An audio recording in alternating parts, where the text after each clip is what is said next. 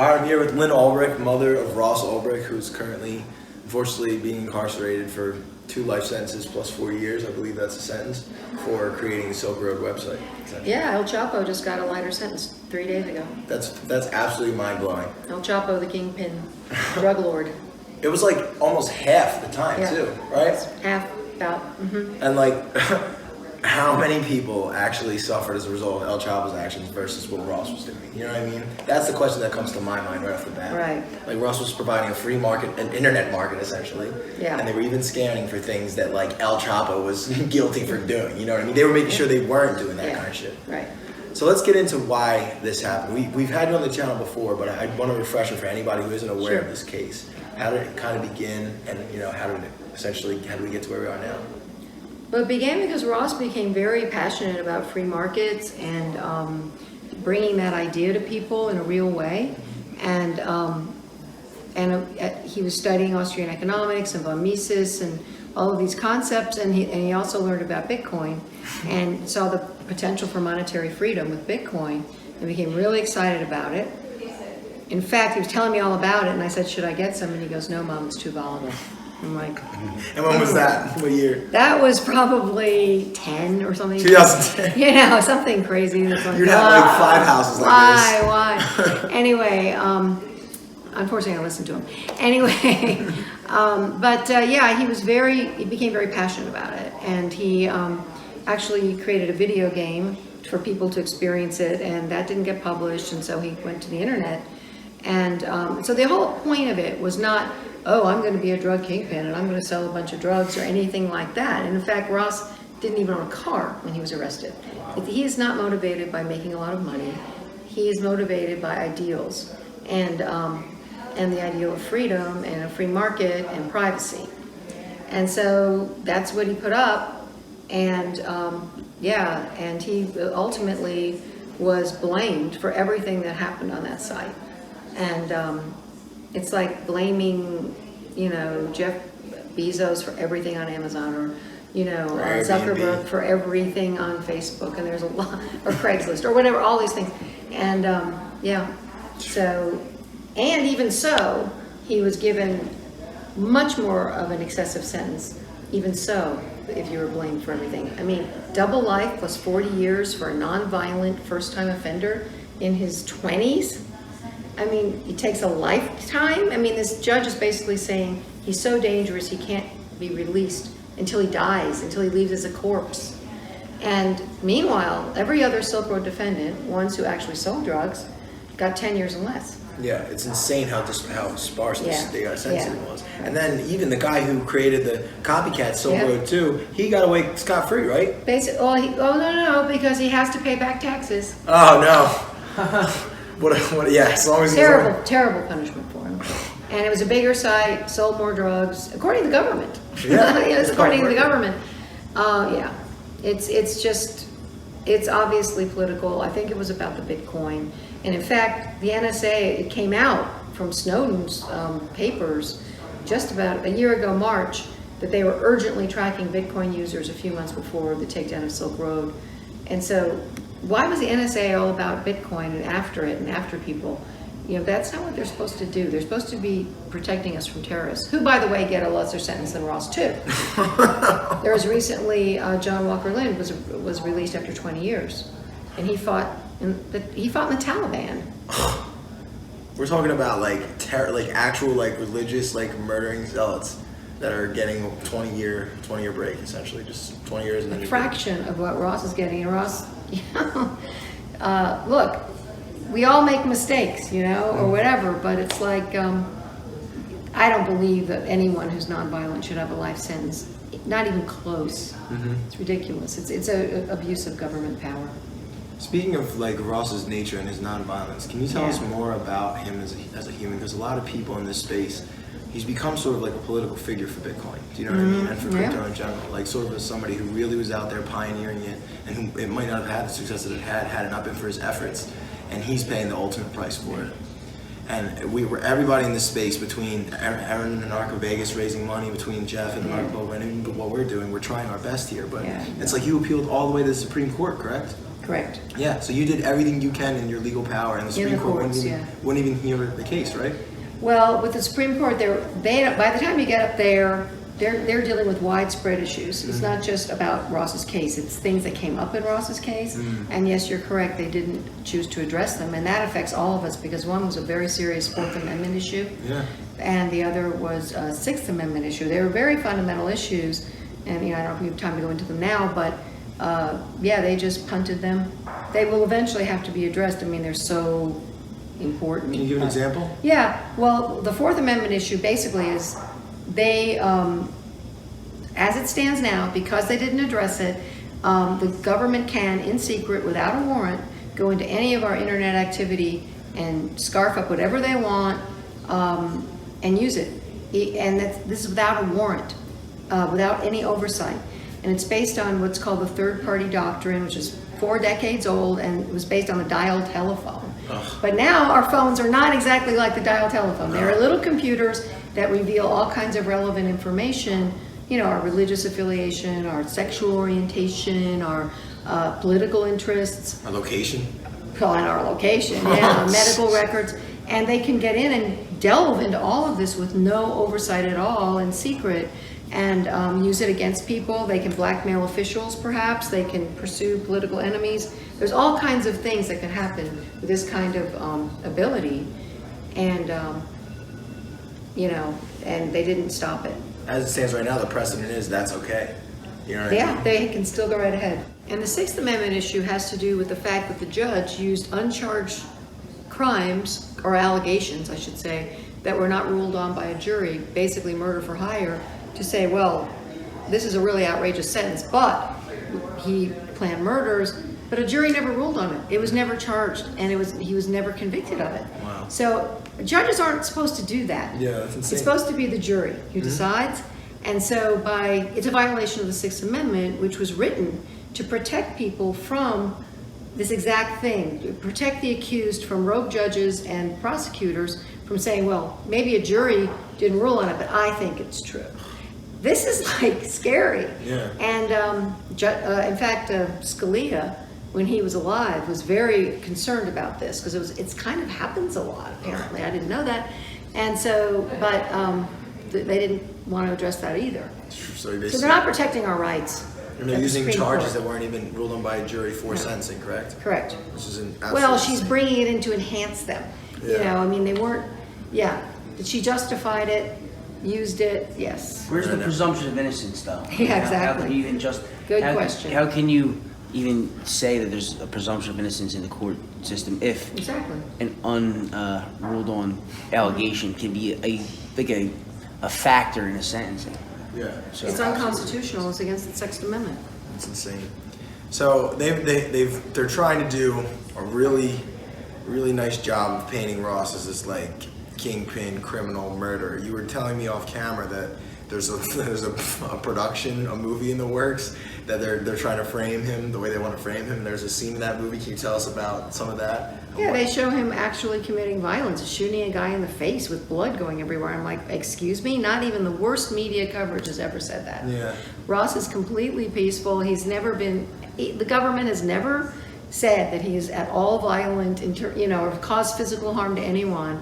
So I guess that's just what people just make stuff up. Yeah, it's part of propaganda. Yeah, it's part of propaganda, and of course, benefiting them financially because it's a shocking, whatever. Yeah. And it's garbage.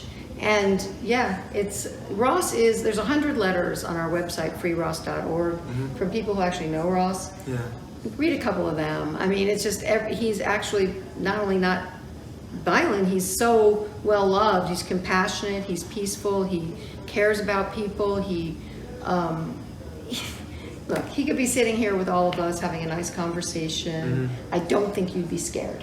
Now, if El Chapo were here, maybe. Yeah, that would be a different story. I would have do so. No, I mean, even Curtis Green, who's a supposed victim of DPR, said, well, I'd love to have, he's supportive.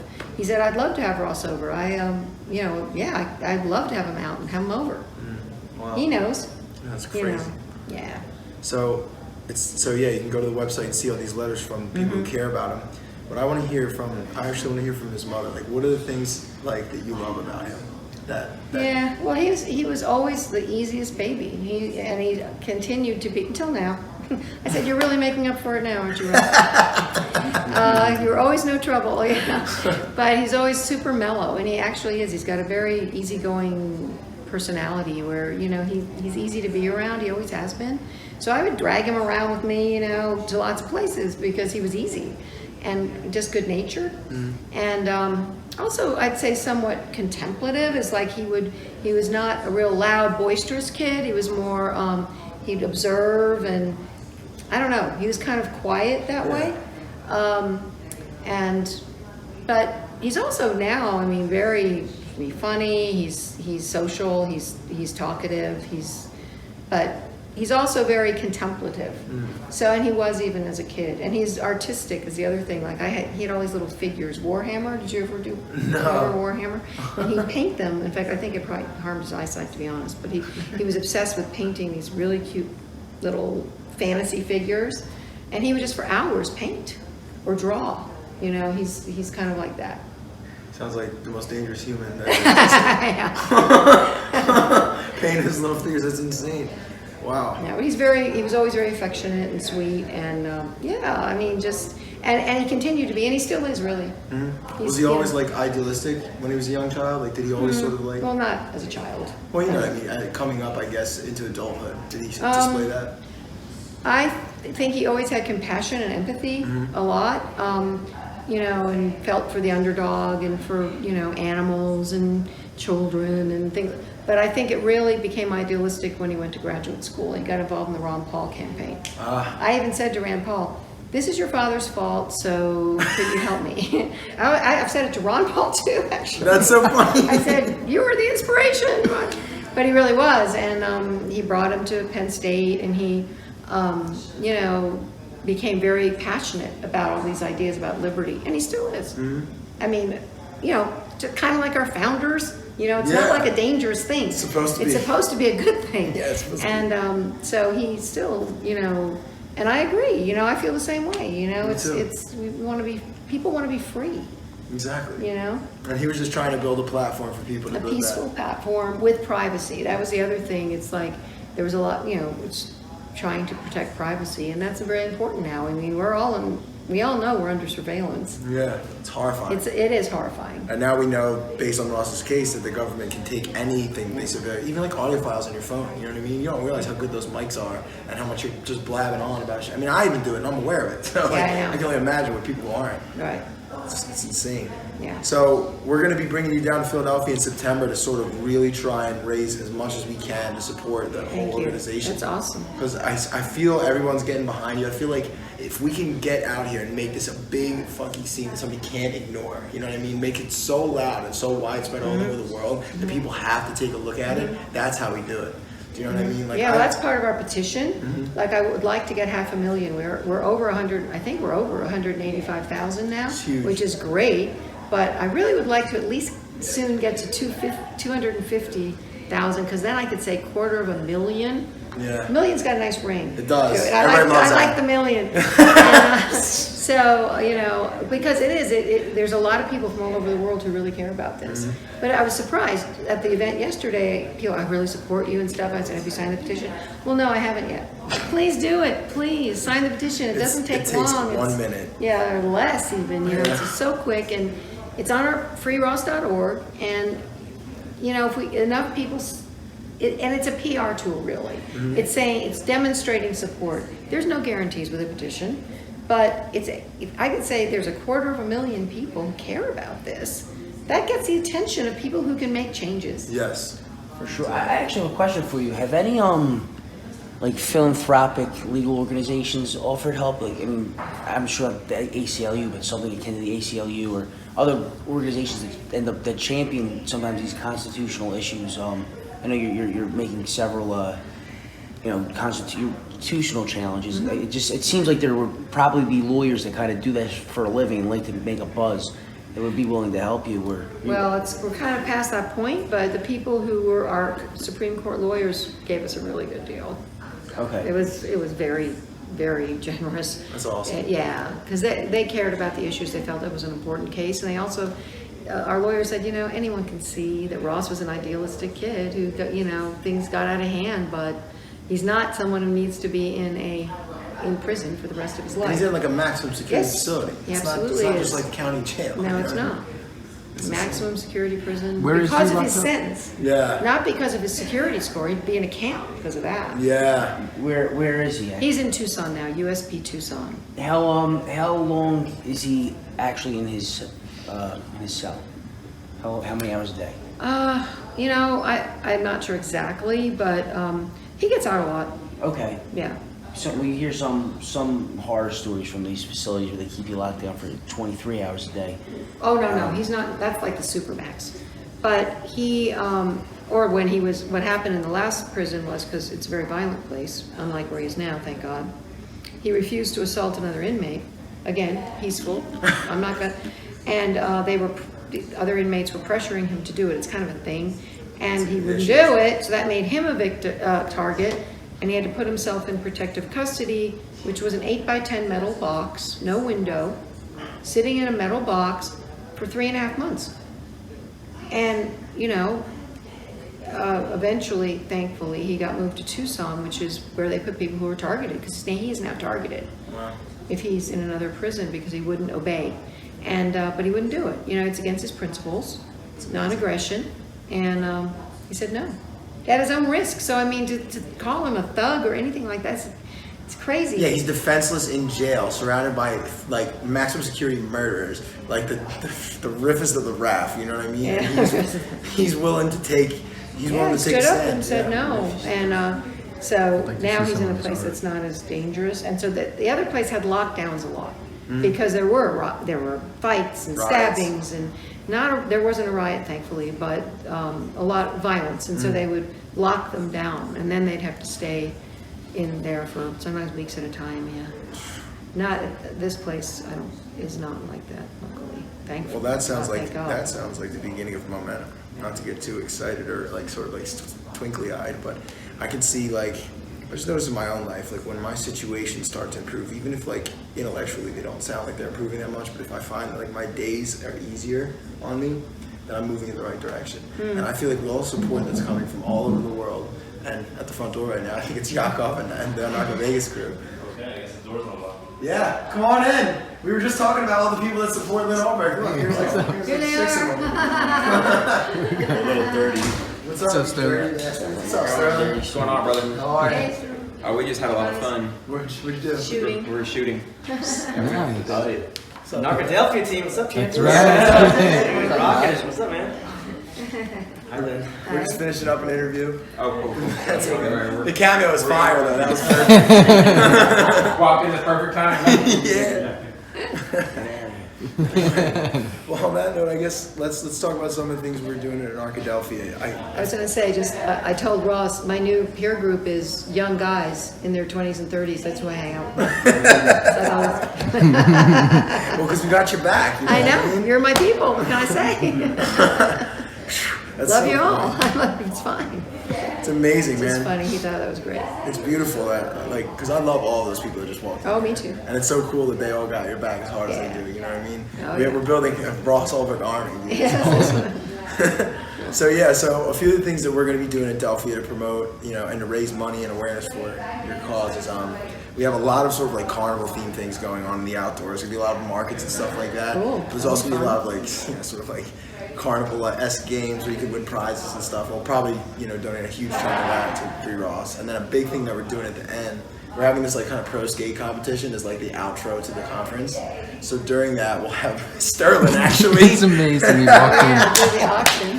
Yeah, auction off like wild stuff. Like we're throwing around ideas of paintings and stuff like that, and then getting like a couple crazy artists to like maybe like paint up some decks so that the pro skaters who like doing that stuff, Oh. doing some cool stuff, and then maybe even we're kind of connected with Alex Gray, if you're familiar with his work. He's like a visionary artist, one of the best, and it would be so cool if we could get him down here because his paintings, he does these things called subportraits, Oh, cool.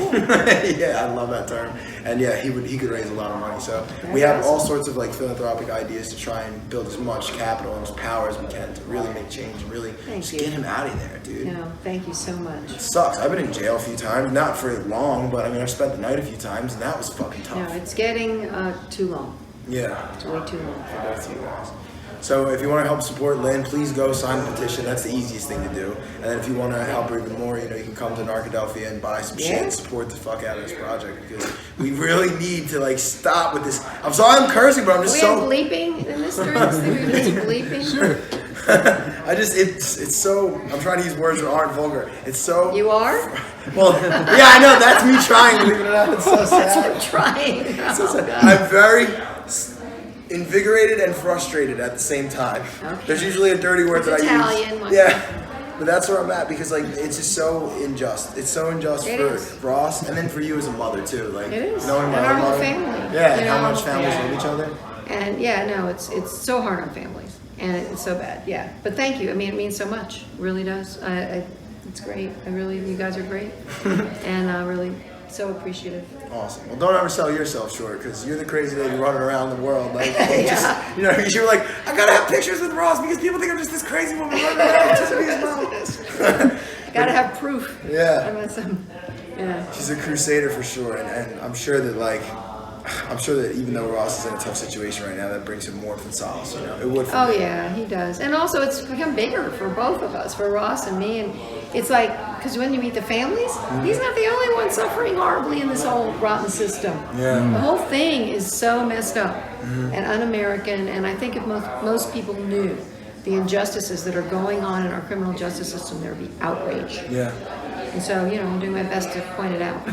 Absolutely. But, yeah, That's this whole movement. that's really bad. Awesome. Well, let's get this awareness out there. Then thank you so much. Thank you. Thank you.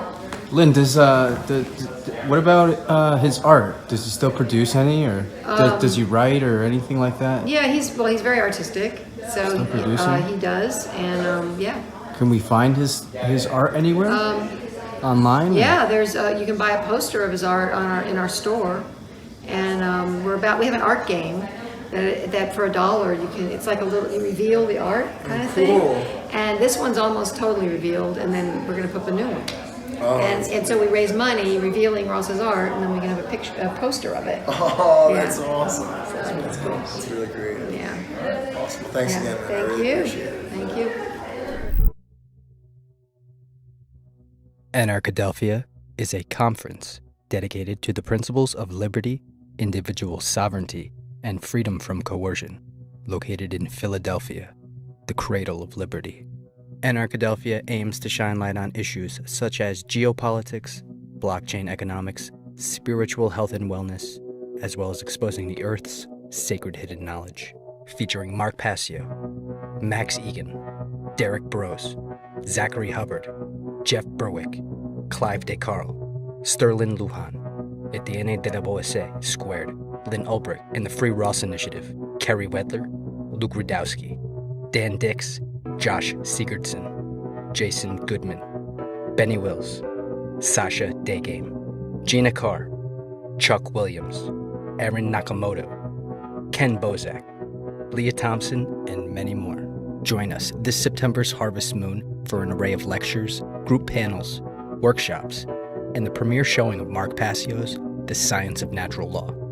Make sure you grab a seat at our Friday the 13th full moon feast. Speaker dinner orders must be placed before September 11th. Anarchadelphia has interwoven 3 uniquely stylized after-parties that you're not going to want to miss.